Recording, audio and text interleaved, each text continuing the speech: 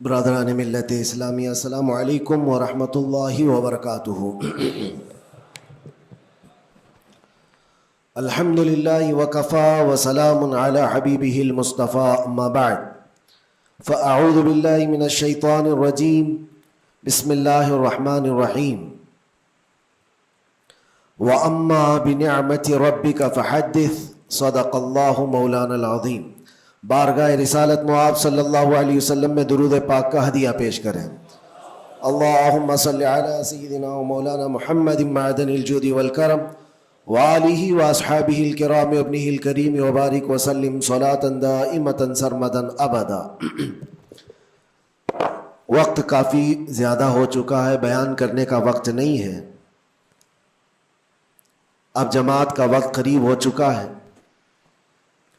چونکہ میں کافی دور سے آپ کے پاس آیا اور بیچ میں ٹریفک کے مسائل بہت زیادہ تھے، بہرکیف ہمارے حصے میں آج کے دن جتنا بھی وقت یہاں اللہ نے لکھا ہے اتنا ہم گزار کر کے جائیں گے انشاءاللہ۔ بس ایک بات عرض کرنا چاہوں گا کہ آج 15ویں شعبان المعظم ہے، ہماری زندگی کے سالوں میں سے ایک نئے سال کی شروعات ہے۔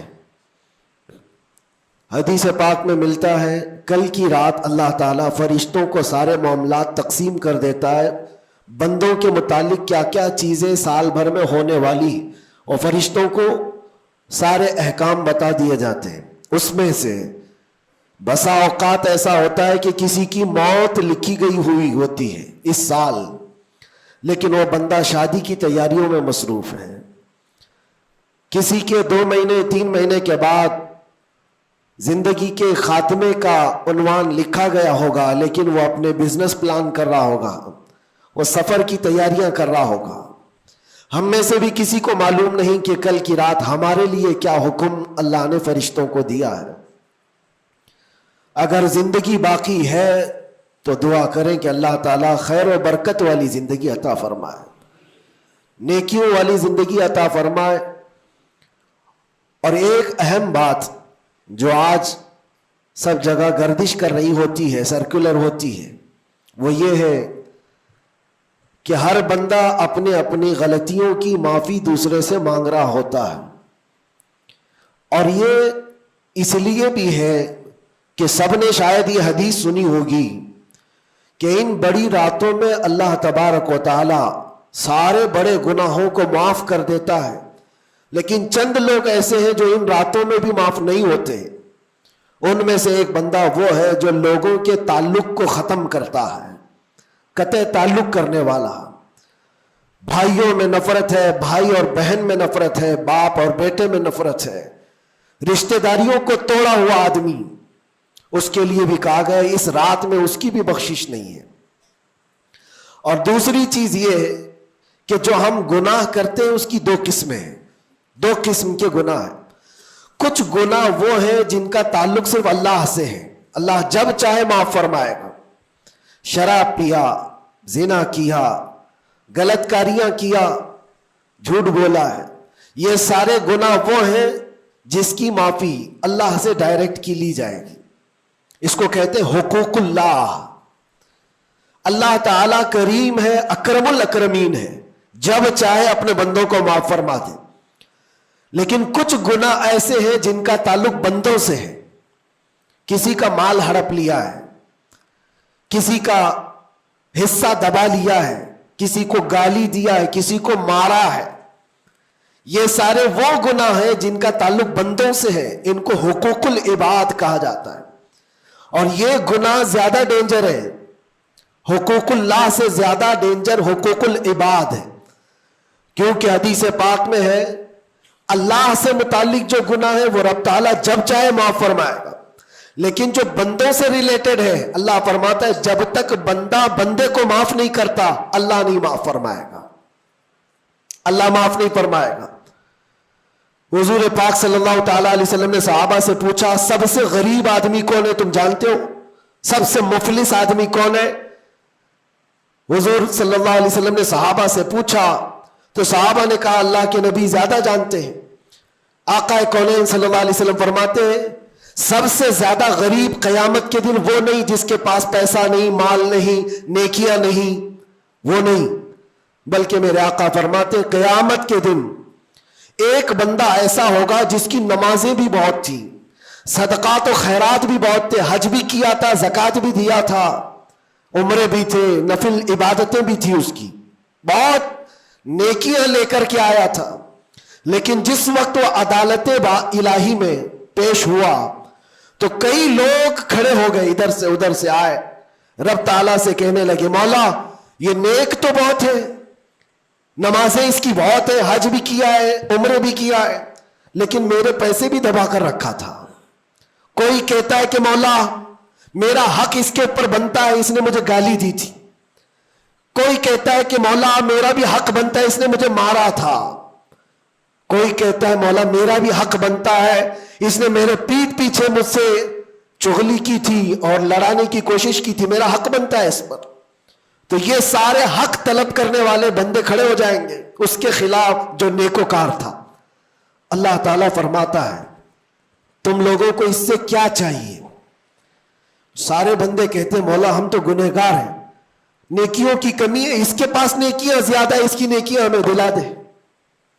اب عدالت الہی کا یہ فیصلہ سنو، اللہ فرشتوں کو حکم دیتا ہے اس کے پاس جتنی نیکیاں ہیں وہ ان سب میں تقسیم کرو، جتنوں کا حق اس نے دبا رکھا ہے سب میں اس کی نیکیاں بانٹی جائیں۔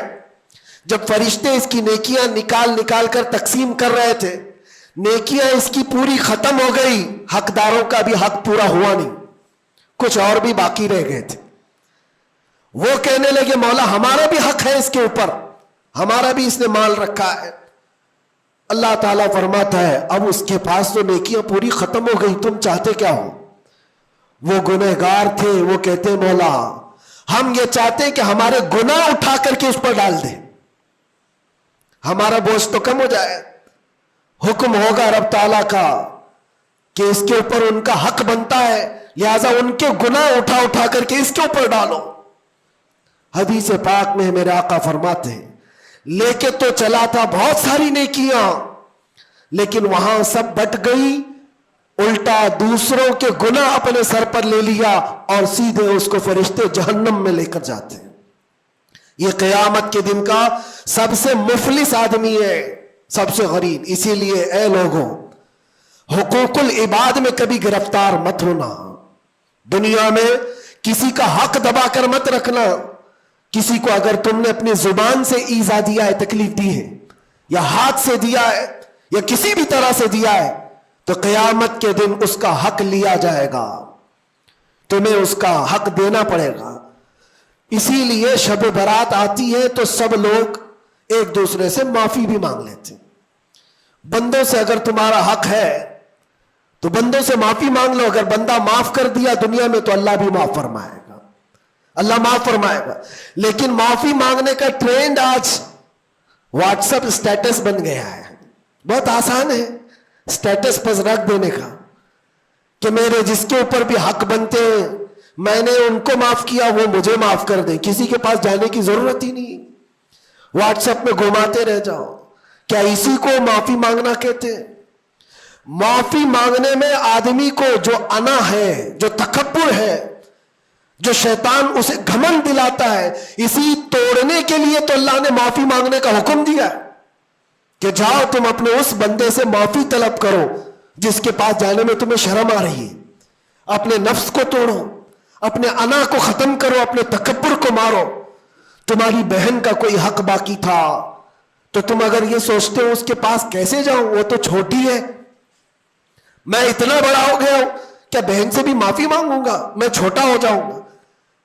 قدر کرو، آج تمہارے پاس وقت ہے، یہاں تھوڑی دیر کے لیے چھوٹا ہونا اچھی بات ہے۔ قیامت کے دن جب تمہارے گلے میں توق ڈال دیا جائے گا گناہوں کا تو اس وقت مدد کے لیے کوئی نہیں آ سکے گا۔ اس لیے میرے عزیزوں حقوق العباد میں گرفتار کبھی نہ ہونا۔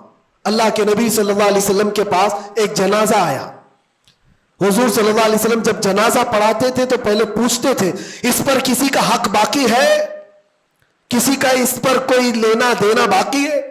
जनाजा सहाबी का है। जब जनाजे के पास खड़े थे तो एक सहाबी आगे बढ़ते और कहते या रसूल अल्लाह 2 दिरहम मेरे इसके ऊपर बाकी है और ये मर गया, दिया नहीं मुझको, 2 दिरहम कर्जा इसके ऊपर मेरा बाकी है।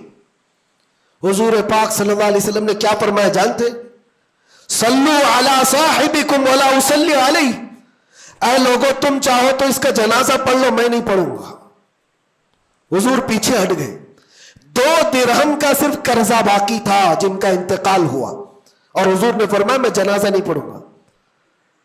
सोचो आज 2 दिरहम का बोझ भी कितना बड़ा होता है। जनाजा रखा है, हुजूर पीछे हट गए। फिर एक कोई सहाबी आगे बढ़ते और कहते या रसूल अल्लाह सल्लल्लाहु अलैहि वसल्लम, इनकी जानिब से इनका कर्जा मैं अदा कर दूंगा। हुजूर ने फरमाया कब तक अदा करोगे? कहा कल की मगरिब से पहले पहले मैं अदा कर दूंगा। अल्लाह के नबी ने उनसे वादा लिया और उसके बाद फिर उस सहाबी की नमाज जनाजा पढ़ाई। यहां तो बहुत सारे हुकूक लेकर बैठे हैं, वो तो 2 दिरहम की बात कर रहा हूं। इसीलिए हमारी जिंदगी का खात्मा होने से पहले ये हिसाब किताब पहले साफ कर लो। हासिबो कब्ल अन तुहासबो, अपना हिसाब क्लियर रखो इससे पहले कि तुम्हारा हिसाब लिया जाए। अल्लाह करीम हम सबको कहने सुनने से ज्यादा अमल की तौफीक अता फरमाए। रब तबारक व तआला शाबानुल मुअज्जम के इस पाकीज़ा महीने को हम सब के लिए नेकियों वाला और खैर व बरकत वाला महीना बनाए। इलाहुल आलमीन कदीर व जब्बार खुदा, जब तूने रजब और शाबान हमें दिखाया है तो रमजान तक हमारी जिंदगी अता फरमा। व आखिर दावाना अनिल हम्दुलिल्लाहि रब्बिल आलमीन। अस्सलामु अलैकुम।